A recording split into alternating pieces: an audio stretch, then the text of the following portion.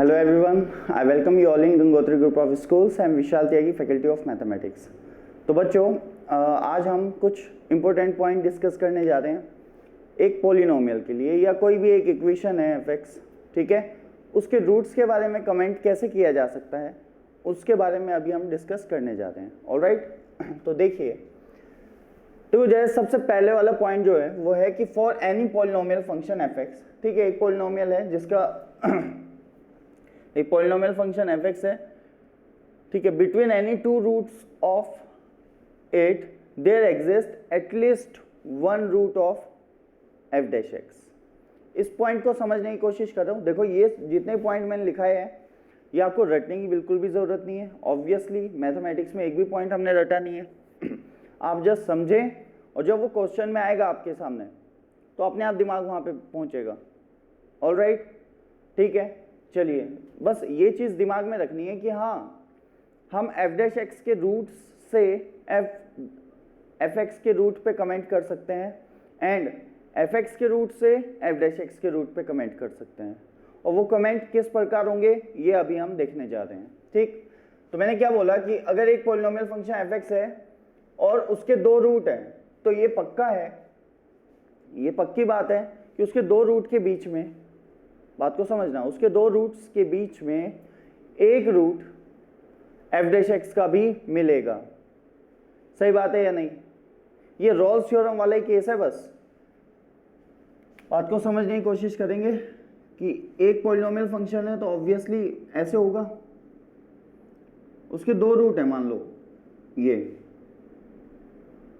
Clear है मेरी बात? यहां पे ध्यान से देखो, पॉलिनोमियल फंक्शन कहते ही उसने ये बोल दिया कि जो फंक्शन एफ एक्स है वो कॉन्टिन्यूस और डिफरेंशिएबल है। ठीक है, अब उसके दो रूट हैं ए और बी। मान लेते हैं ए, ये है एक्स इक्वल टू ए, ये है एक्स इक्वल टू बी। तो ये बोलते ही उसने कह दिया F A equal to F B. सही बात है, दोनों जीरो हैं, F A equal to F B. तो obviously there exist number C for which F dash C is equal to zero.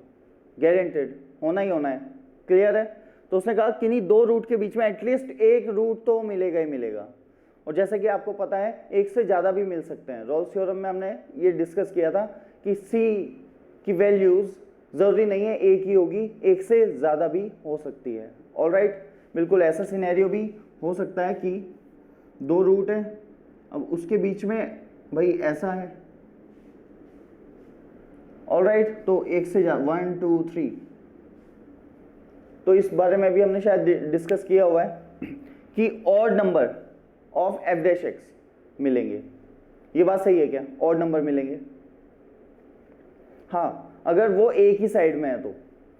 अगर उसके बीच में, मतलब दो रूट है फंक्शन के, उसके बीच में उसका कोई रूट नहीं होना चाहिए। कोई भी दो रूट मत उठा लेना। मान लो एक पॉलिनोमियल फंक्शन है जिसके 5 रूट हैं, मान लेते हैं, ठीक है। अब आपने पहला उठा लिया और थर्ड वाला उठा लिया तो उसके बीच में भी एक रूट हुआ ना, तब दिक्कत वाली बात है। अदरवाइज अगर दो रूट हैं उनके बीच में कोई भी रूट नहीं है, दो रूट हैं उनके बीच में कोई भी रूट नहीं है, तो गारंटेड एफ डैश एक्स जो होगा उसके ऑड नंबर ऑफ रूट्स होंगे।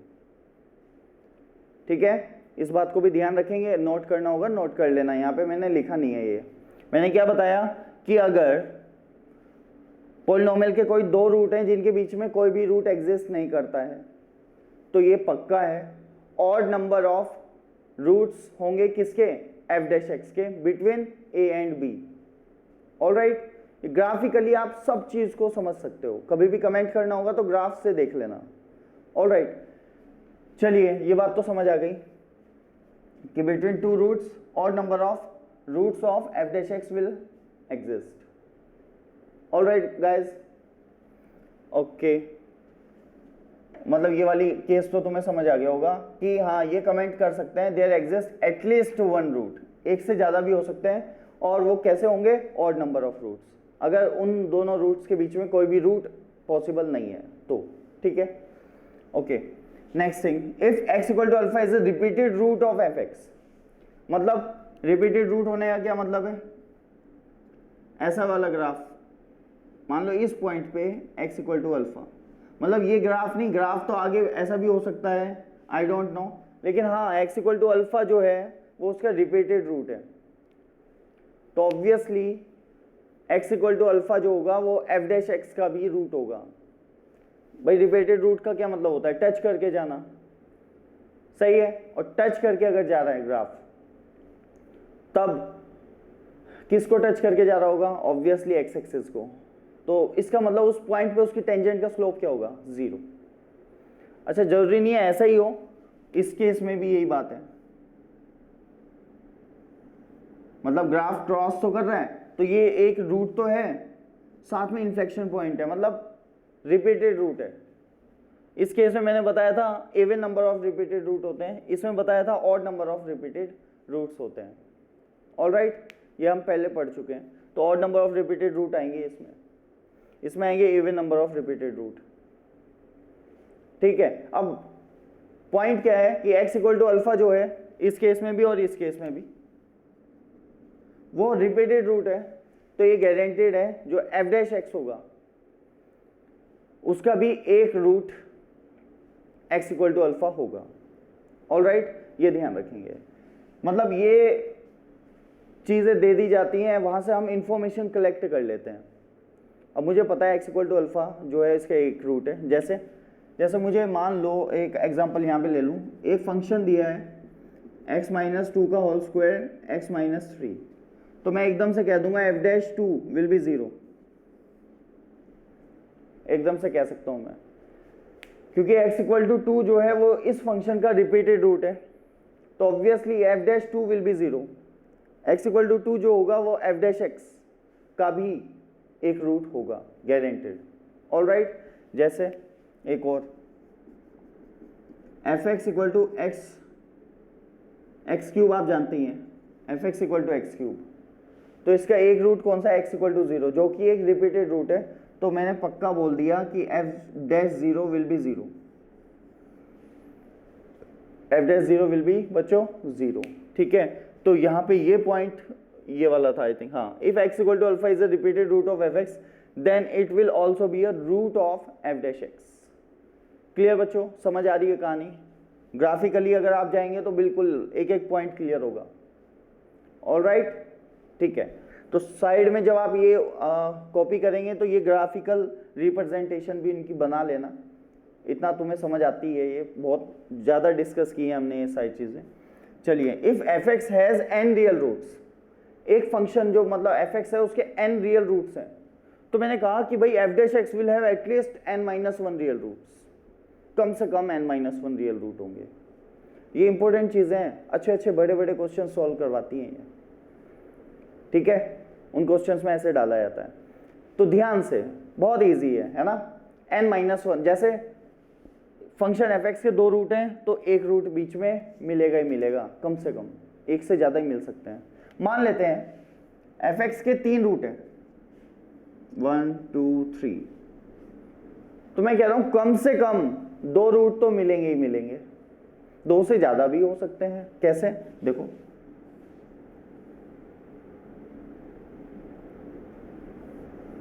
कितने रूट हैं, 1 2 3, और एफ डैश एक्स के कितने हैं, 1 2 3 4 5 6 है या नहीं, बिल्कुल 4 5 6। तो मैंने कहा जैसे 3 रूट है ना, मैंने कहा यार मिनिमम 2 रूट तो होने ही होने हैं एफ डैश एक्स के बिटवीन द रूट्स।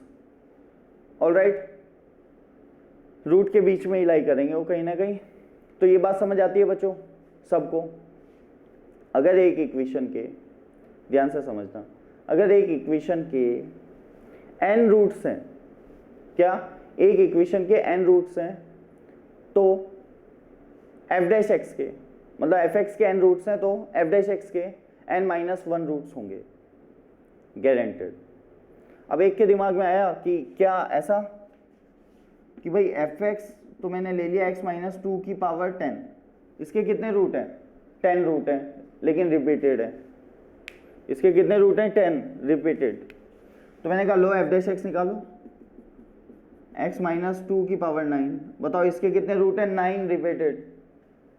तो बेटा ये तो बात हमेशा सही है, फिर समझ गए ना कि अगर fx के n रूट्स हैं तो ऑब्वियसली f डैश x के n माइनस 1 रूट्स होंगे एटलीस्ट, कम से कम, ठीक है। उससे ज़्यादा भी हो सकते हैं, मैंने आपको बताया यहाँ पे, ऑलराइट। तो मिनिमम n माइनस 1 रूट होंगे।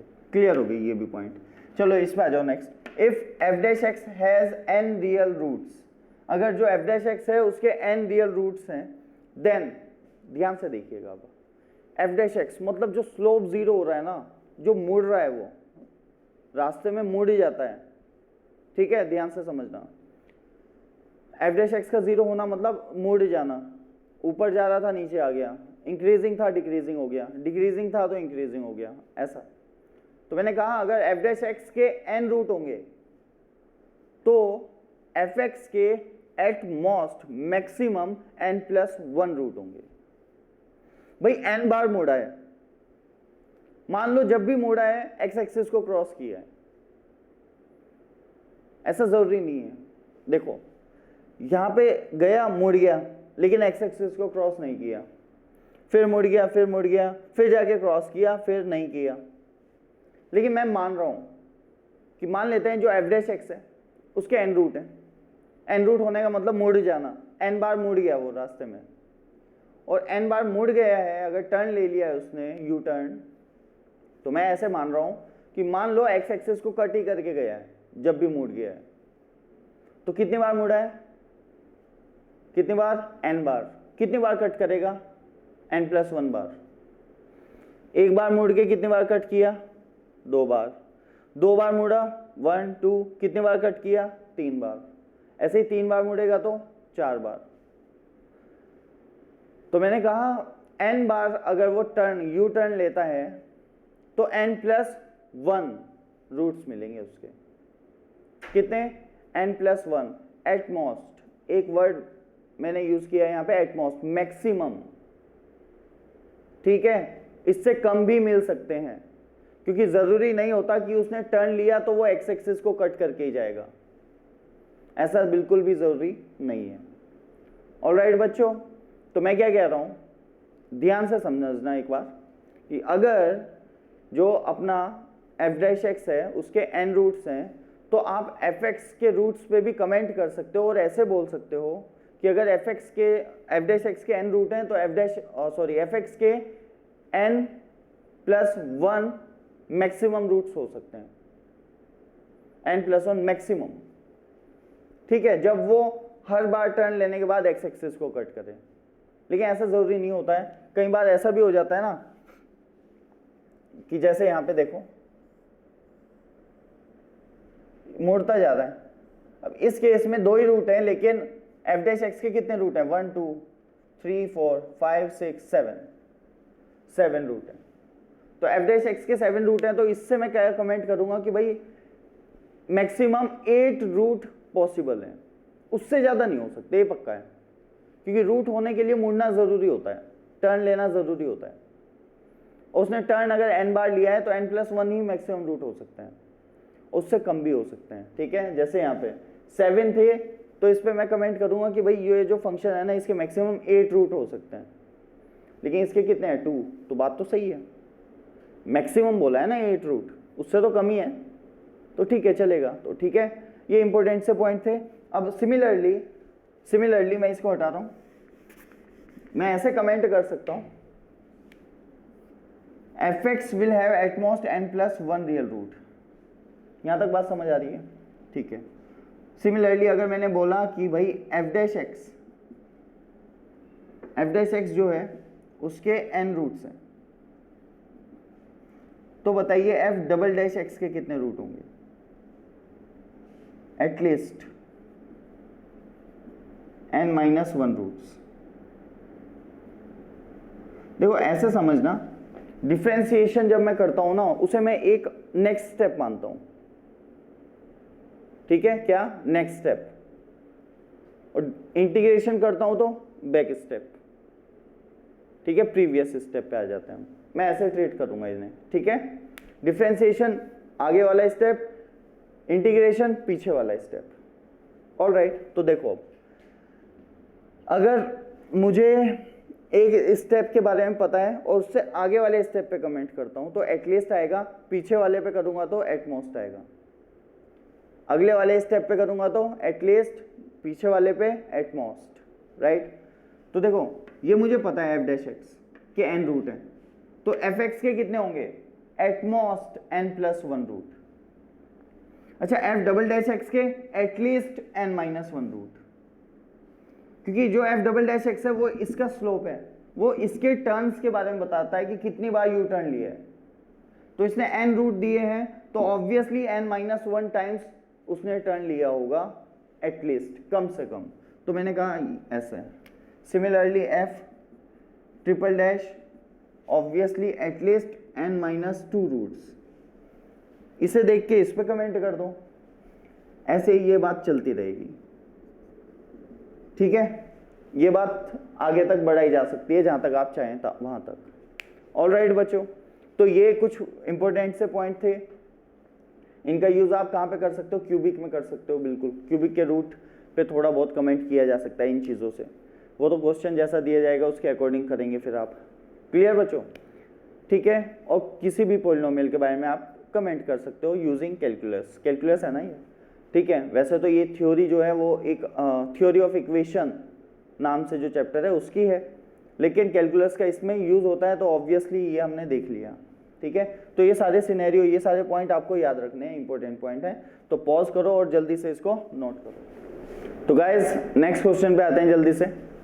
ये क्या कह रहा है कि let F X is this then prove that F X equal to zero can not have more than two real roots, can not have more than two real roots or more than three real roots according to N being even or odd. N पे depend करेगा, लेकिन अगर मैं maximum की बात करूं तो ये बोल रहा है कि मैक्सिमम तीन रूट, उससे कम ही हो सकते हैं, ज़्यादा नहीं, ऐसा हमें प्रूव करना है। तो मैंने कहा ठीक है कोई दिक्कत नहीं है, मैंने कहा यार ये रहा एफ एक्स, तो कभी भी ऐसी पॉलिनोमियल इक्वेशन आए ना आपके पास, पॉलिनोमियल क्या दूसरों के लिए भी आप कमेंट कर सकते हो, ऐसा ज़रूरी नहीं कि पॉलिनोमियल के लिए ही, लेकिन देख लेना चाहिए हमें यहाँ पे, जैसे पॉलिनोमियल है तो इसमें ज़्यादा बेटर रहता है, लेकिन इट डजंट मीन कि दूसरों के लिए नहीं है ये, बिल्कुल उनमें भी आप यूज़ कर सकते हो इस चीज़ को। तो f dash x is what, n x n minus one plus a. All right, तो मैंने कहा यार एफ डैश एक्स के रूट्स के बारे में बात करता हूँ। F dash x is zero what when a by n to the power one upon n minus one. All right बच्चों, ठीक है, यहाँ पे समझ आ गया आपको। अब x की कुछ वैल्यूज आनी चाहिए। अब ये मत कहना कि ये अंदर तो नेगेटिव है, तो ऐसा ज़रूरी नहीं है, a नेगेटिव हो सकता है। तो मैंने कहा इफ़, ध्यान से देखिएगा, इफ़, ध्यान से बिल्कुल, इफ़ n एक ऑड नंबर है and a greater than zero है, n एक ऑड नंबर है और a जो है वो ग्रेटर देन जीरो है, पॉजिटिव है, ऑब्वियसली n तो पॉजिटिव ही है, तो a भी पॉजिटिव है, तो ये क्वांटिटी कैसी हुई, नेगेटिव। और यहाँ पे जो है वो n ऑड है तो n माइनस वन क्या होगा, a1। तो it is like this x to the power one upon two n type, सही है। इसमें ऑब्वियसली x क्या होना चाहिए, ग्रेटर देन जीरो, लेकिन इसमें नहीं है, इसमें तो कैसा है, नेगेटिव है, तो बात बनेगी नहीं। और नो रियल रूट, इस केस में तो क्या हो जाएगा, नो रियल रूट, एक भी रूट नहीं है, समझ गए। एक भी रूट ना होना, एफ डैश एक्स का एक भी रूट ना होने का क्या मतलब है कि वो कहीं पे भी टर्न नहीं लेगा।